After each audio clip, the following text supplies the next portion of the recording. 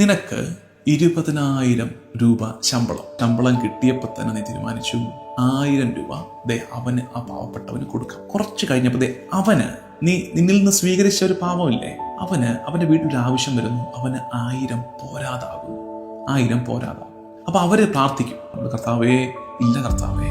അപ്പൊ കർത്താവ് നോക്കിയപ്പോ എന്ത് സംഭവിച്ചു? ഇനി അവരിലേക്ക് തുക എത്താൻ എളുപ്പ വഴി എന്താ? നിനക്കിപ്പോ 20,000 രൂപയാണ് ശമ്പളം, അപ്പൊ നീ 1,000 കൊടുക്കും. കർത്താവ് ഒരു കാര്യം ചെയ്തു, ഒരു നല്ല ജോലി കൊടുക്കാം. ഇപ്പോൾ ഉള്ളത് പാവം കഷ്ടപ്പെടുക, അവനൊരു 40,000 രൂപയുടെ ഒരു ബെറ്റർ ജോബ് വാങ്ങിച്ചു കൊടുക്കാം. അപ്പൊ 40,000 ജോലി കിട്ടി. 40,000 കിട്ടുമ്പോൾ സ്വാഭാവികമായിട്ട് എന്ത് സംഭവിക്കും? നേരത്തെ 1,000 കൊടുത്തുകൊണ്ടിരുന്ന നല്ല 20,000 ഉള്ളപ്പോൾ ഇപ്പൊ 40,000 ആയില്ലേ, 2,000 കൊടുത്തേക്കാം. അപ്പൊ അവിടെ 2,000 എത്തും. അപ്പൊ നമ്മള് സഹായിച്ച മനുഷ്യരുടെ നിലവിളികൾ സ്വർഗത്തിലേക്ക് ഉയരുകയും അത് നമുക്ക് അനുഗ്രഹമായി മാറുകയും ചെയ്യും.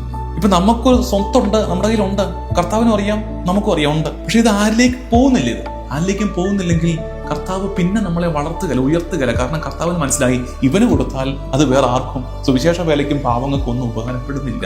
അതേസമയം നമ്മളിലൂടെ എത്തുന്നുണ്ടെങ്കിൽ കർത്താവിന് അറിയാം, ഇവനെ ഏൽപ്പിച്ചാൽ അത് സുവിശേഷത്തിന്റെ പ്രഘോഷണത്തിനും തിരുനാമത്തിന്റെ മഹത്വത്തിനും പാവങ്ങളുടെ ഉന്നമനത്തിനും അത് ഉപകാരപ്പെടും. അതുകൊണ്ട് നിന്നെ കർത്താവ് ഉപരിയായി അനുഗ്രഹിക്കും. മെച്ചം നീ കാണും.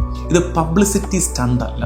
കുറെ പേർക്ക് ഇത് ഫ്ലെക്സ് അടിച്ചും 4 പേരെ അറിയിച്ചും കഴിയുമ്പോൾ കിട്ടുന്ന ഒരു സന്തോഷം, അതായിട്ട് ഇത് ചുരുങ്ങിപ്പോകുന്നുണ്ട്. അല്ല, എത്ര സന്തോഷത്തോടെ ഒരുക്കത്തോടെ ജെനുവിനായിട്ട് കൊടുക്കുന്നു. ഗോഡ് സീസ് ദ ഹാർട്ട്. ഹൃദയങ്ങൾ കാണുന്നവനാണ് നമ്മുടെ ദൈവം. ഒന്നും മറ്റുള്ളവന് കൊടുക്കാനില്ലാത്ത വിധം ഈ ഭൂമിയിൽ ആരും ദരിദ്രനല്ല, പാവപ്പെട്ടവനല്ല. ലോകത്താരും അറിയാതെ കർത്താവ് മാത്രം അറിയുന്ന ചില നൽകലുകൾ നമ്മുടെ ജീവിതത്തിൽ ഉണ്ടാകണം.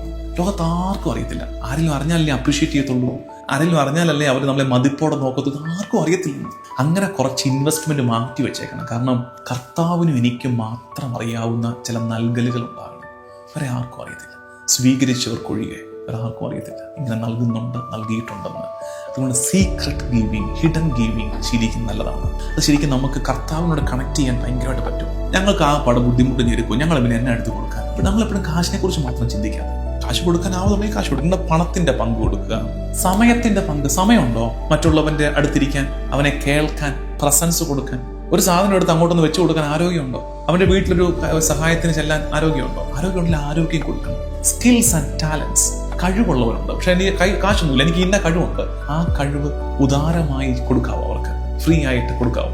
കുറച്ച് അവരുടെ ആവശ്യത്തിന് കൊടുക്കുമ്പോൾ അതും ദാനധർമ്മമാവുകയാണ്. ഞാൻ പറഞ്ഞത്, സമയത്തിന്റെ, ആരോഗ്യത്തിന്റെ, സ്വത്തിന്റെ, കഴിവിന്റെ ഒക്കെ പങ്ക് പറ്റുന്ന പോലെ കൊടുക്കുമ്പോൾ നിങ്ങൾ ഇതിൽ പങ്കെടുക്കുകയാണ്. നിങ്ങളുടെ പാദങ്ങൾ എത്താത്ത ഇടത്ത് നിങ്ങളുടെ കരങ്ങൾ എത്തട്ടെ.